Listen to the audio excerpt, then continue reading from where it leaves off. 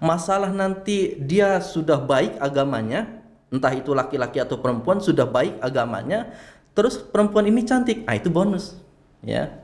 Ya alhamdulillah, Alhamdulillah ya, ya Pak. sudah agamanya bagus, kaya pula, ya alhamdulillah bonus, ya. Apalagi kalau 4 kriteria itu terpenuhi, wah sudah sangat beruntung sekali ya yang mendapatkan itu.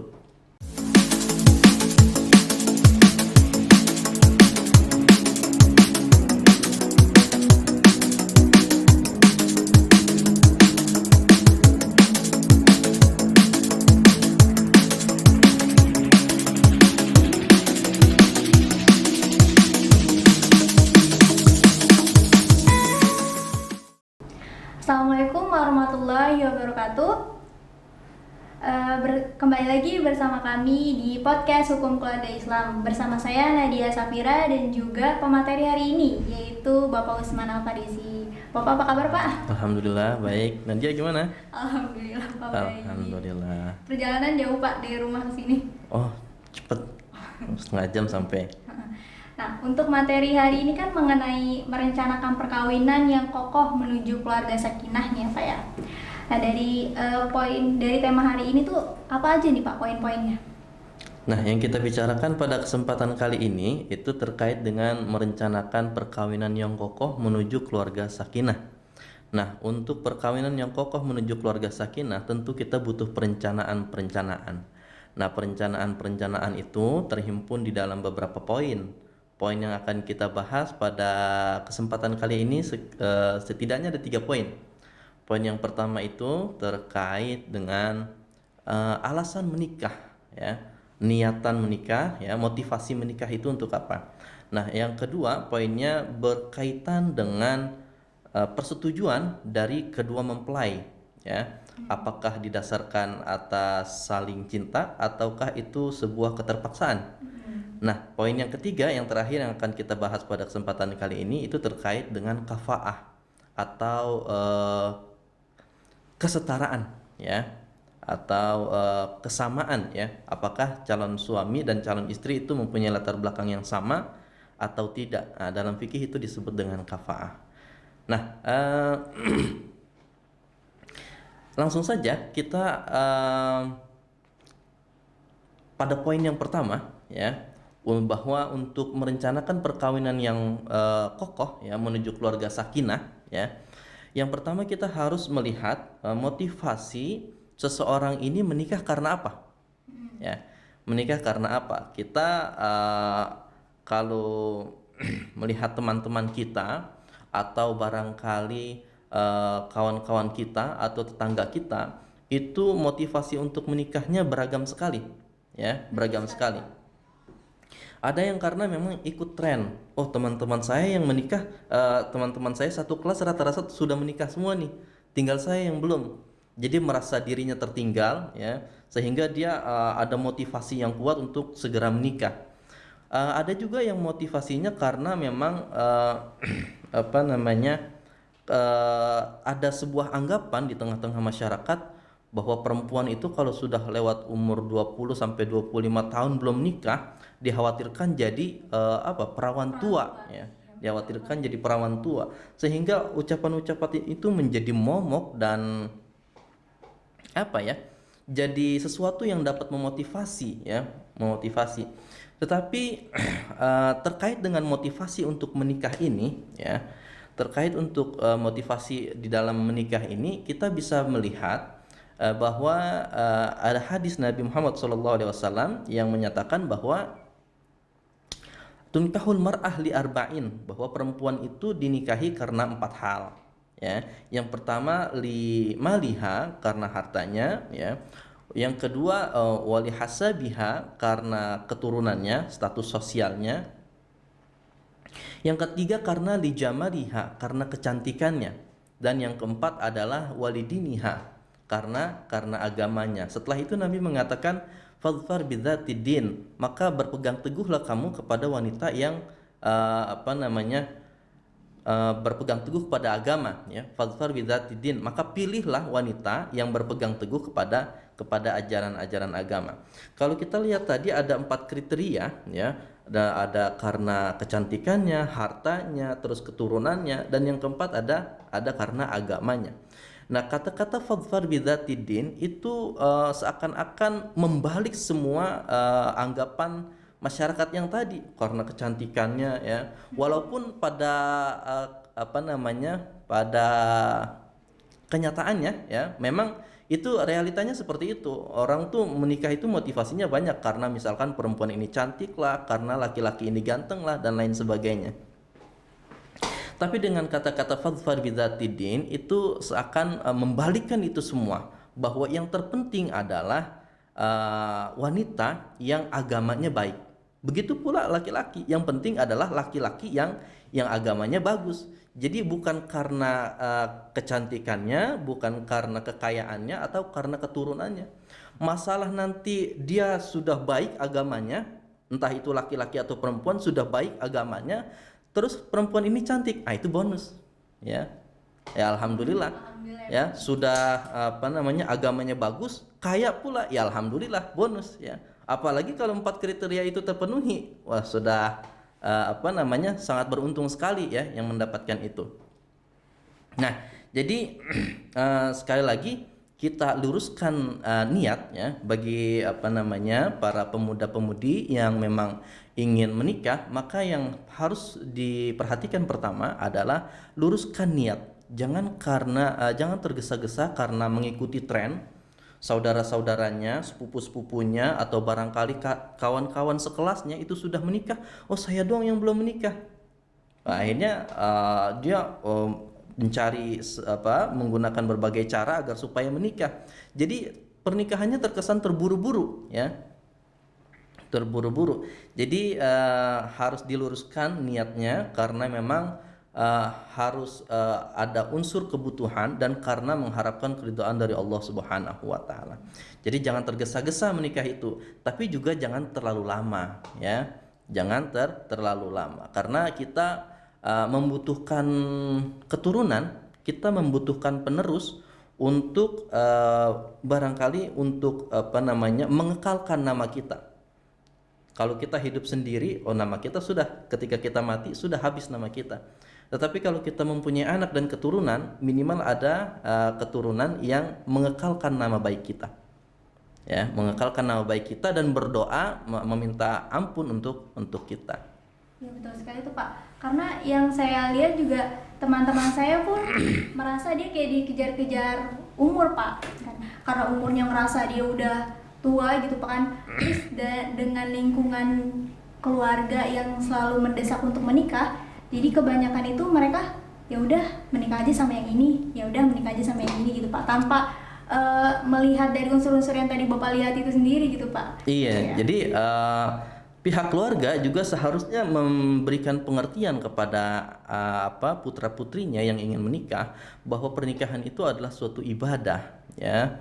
Untuk menjalankan suatu ibadah itu kita dibutuhkan persiapan yang matang, ya. Jadi jangan terburu-buru karena mengikuti tren atau karena mengikuti paksaan orang tua dan lain sebagainya.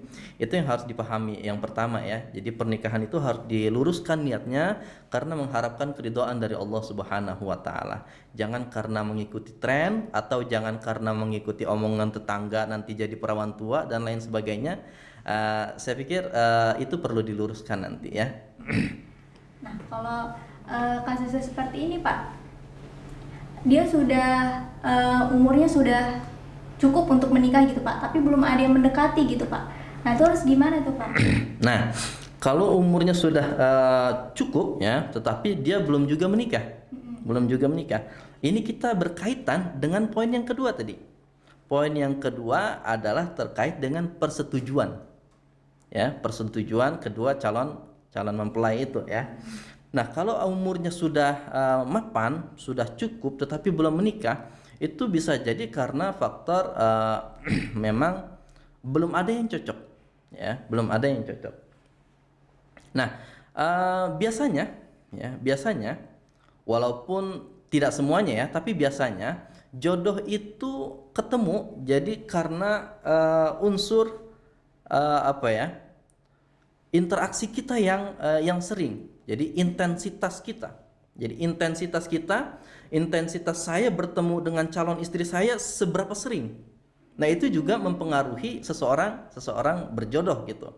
Jadi kalau intensitasnya jarang, ya bisa jadi apa namanya, bukan jodohnya ya. Walaupun tidak semuanya ya, walaupun tidak semuanya. Ah, kalau misalkan orang yang sudah berumur seperti ini belum juga mendapatkan jodoh, maka kita bisa melalui perjodohan. Ya, kita bisa melalui perjodohan. Nah, perjodohan ini kita sangat erat sekali dengan apakah orang ini rela atau terpaksa. Ya, terpaksa. Jadi banyak sekali memang orang-orang yang pasangan-pasangan yang awalnya memang belum mendapatkan kesempatan untuk menikah, sudah beberapa kali pendekatan tapi gagal terus ya. Tetapi begitu dijodohkan, lah kok jadi? Iya, Ya, betul sekali. itu tidak sedikit yang seperti itu. Tidak sedikit ya. Nah, ketika sudah dijodohkan, dipertemukan, dita'arufkan, oh ternyata berhasil menikah, dan tidak sedikit pula yang usia pernikahan mereka bahkan langgeng ya. Mereka bahagia dengan pernikahan mereka. Nah, jadi dari sini kita bisa mengambil kesimpulan bahwa yang bermasalah itu ya, yang menjadi poinnya itu bukan perjodohannya. Kalau ada yang bilang hari gini kok masih dijodohin, apa kata dunia kan gitu. Sudah 2021, ini bukan zamannya Siti Nurbaya gitu. Jadi bukan masalah dijodohkan atau tidak, tetapi setuju atau terpaksa. Jadi yang jadi poinnya itu keterpaksaan. Jangan sampai seseorang ini menikah karena suatu keterpaksaan. Jadi harus atas dasar saling ridho, saling rela. Nah, terkait ini saya teringat ada seorang wanita, ya. Ada seorang wanita, dia datang kepada Nabi, mengadu kepada Nabi, wahai Nabi, sesungguhnya ayahku menikahkan aku dengan seorang pria yang merupakan putra dari saudaranya. Jadi sepupunya yang menikahinya.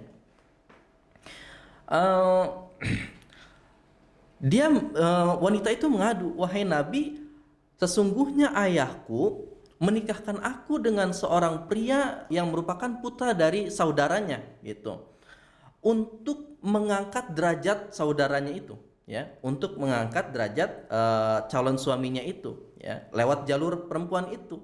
Jadi biar supaya derajatnya diangkat. Terus kata Nabi, faja'alal amra ilaiha. Nabi mengatakan sekarang keputusan ada di tanganmu, gitu. Kamu maunya bagaimana sekarang? Akhirnya kata perempuan itu, wahai Nabi, wahai Rasul, aku rela terhadap apa yang ayahku lakukan terhadap aku. Tetapi melalui forum ini, melalui dialog ini, aku ingin memberitahukan kepada para wanita ya, bahwasanya seorang ayah ya, para ayah itu tidak mempunyai hak dalam urusan ini. Dalam urusan ini maksudnya itu dalam hal calon suaminya itu ya, menjodohkan atau memaksanya untuk menikah dengan laki-laki lain atau pilihan ayahnya itu. Jadi poinnya bukan di perjodohannya itu, tetapi di rela atau terpaksa. Ya. Jadi kalau terpaksa itu, kalau awalnya sudah dipaksakan, maka akhirnya kita sudah bisa menebak sesuatu yang dipaksakan itu hasilnya akan tidak bagus. Ya. Iya, betul sekali, Pak. Sesuatu yang dipaksakan hasilnya akan tidak bagus. Makanya pernikahan itu harus didasari atas saling rela, saling ridho. Bahasa lain kita bisa mengungkapkan itu atas dasar saling cinta. Jadi harus saling sama-sama menyukai ya, sama-sama menyukai. Walaupun pada perkembangannya, pada kenyataannya orang-orang yang dijodohkan itu awalnya kan belum mencintai, tetapi dia membuktikan bahwa sesungguhnya cinta itu bisa dibangun, ya. Cinta itu bisa dibangun. Nah, Apa sebenarnya cinta itu? Kita sering mendengar lagu-lagu atau kalimat-kalimat yang berbahasa Arab, ana uhibbuka fillah, aku mencintaimu karena Allah. Jadi cinta itu sebenarnya apa? Hub, ya. Hub itu dalam bahasa Arab bisa diartikan cinta, bisa juga diartikan biji, benih, ya. Atau bisa juga diartikan buih. Kenapa kalau yang diartikan benih, ya, biji, ya? Kenapa diartikan itu? Dia melihat bahwa sesungguhnya biji itu, benih itu, kalau setiap hari disirami, ya, setiap hari disirami, maka dia akan hidup, akan tumbuh, entah itu menjadi bunga, entah itu menjadi tumbuhan yang lain, maka dia akan tumbuh.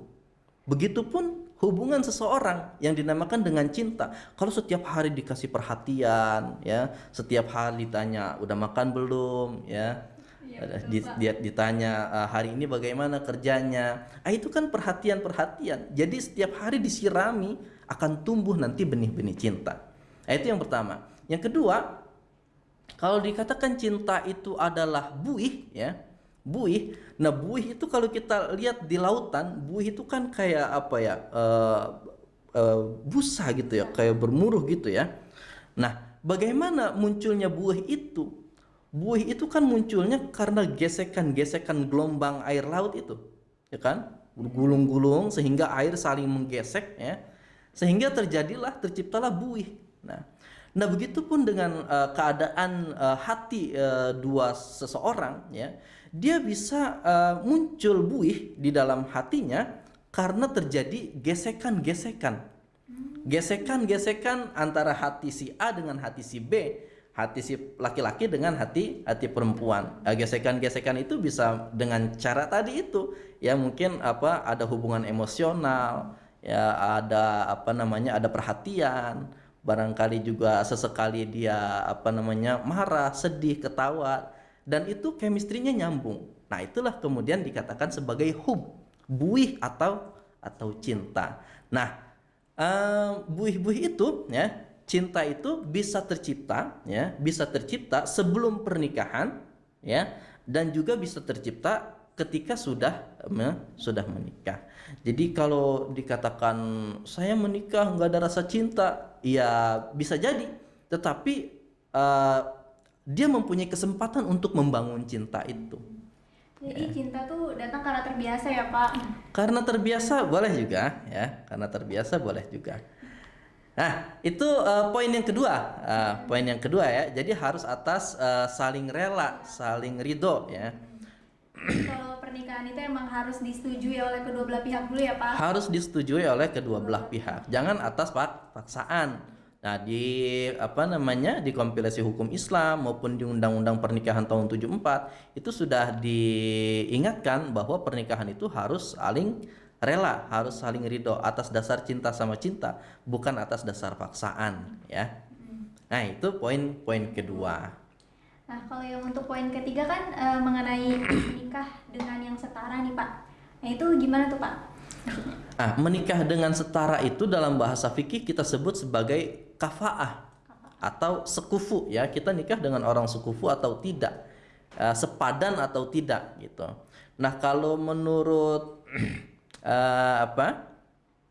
kalau menurut Imam Malik, ya, kafaah itu dalam hal agama dan fisik, ya, agama dan fisik. Maksudnya yang menikah harus satu agama. Yang kedua, melihat fisik, ya, lihat fisik apakah cocok fisiknya atau tidak, ya.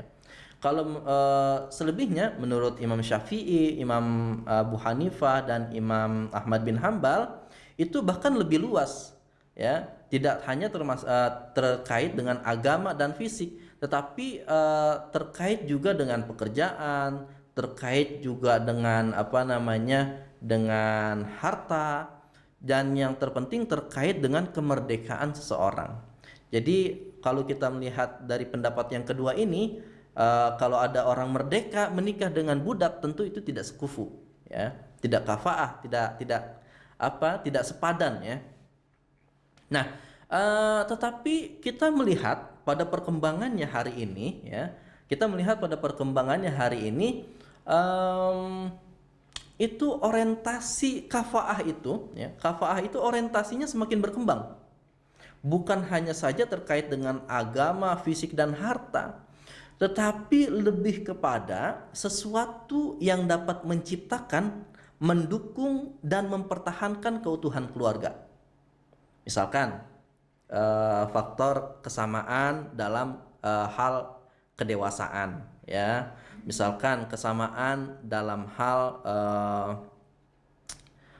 usia, ya, atau dalam hal perilaku. Nah, itu kan pada perkembangannya, ya, akan menentukan apakah rumah tangga itu nanti berjalan dengan harmonis atau tidak, ya. Kalau suaminya suka bercanda, istrinya terlalu serius, tuh itu juga nggak sama, nanti akan iya, jomplang nanti, ya. Jadi itu harus diperhatikan oleh oleh pemuda-pemudi hari ini yang punya niatan untuk menikah. Jadi harus diperhatikan kafaah, ya. Kafaah itu harus diperhatikan. Apakah kedewasaannya bisa diterima, ya, kedewasaannya sama, apakah usianya sudah bisa diterima, ya. Tentu kalau ada laki-laki yang sudah umur 60 tahun menikah dengan gadis yang masih 20 tahun, itu ya walaupun atas dasar suka sama suka, tetapi nggak kafaah. Nggak nyambung ya Pak? Nggak nyambung, ya. Istrinya yang masih 20 tahun itu masih suka main TikTok, masih suka main Instagram, sedangkan suaminya yang sudah berapa tadi? 60 tahun itu beda orientasinya dia sudah memikirkan alam kubur, ya. Jadi bukan mikirkan TikTok dan lain sebagainya. Jadi ini usia juga harus, kalau bisa harus sekufu, ya, harus sama, ya. Jadi begitu. Berarti kita tuh sebelum menikah juga harus ngelihat kriteria dulu ya Pak. Jadi kayak kalau orang zaman dulu tuh bilang kita harus ngeliat bibit, bebet dan bobotnya itu sebenarnya nggak salah ya Pak? Nggak salah. Jadi memang harus diperhatikan dalam segala hal. Kalau dibilang kamu mau nikah milih-milih, ya memang nikah itu milih-milih gitu. Memang nikah itu milih-milih, ya. Karena pernikahan adalah sesuatu yang sakral, ya. Kalau orang bilang pernikahan itu seumur hidup sekali gitu. Tetapi bukan sehidup semati. Kalau bisa sehidup sesurga gitu.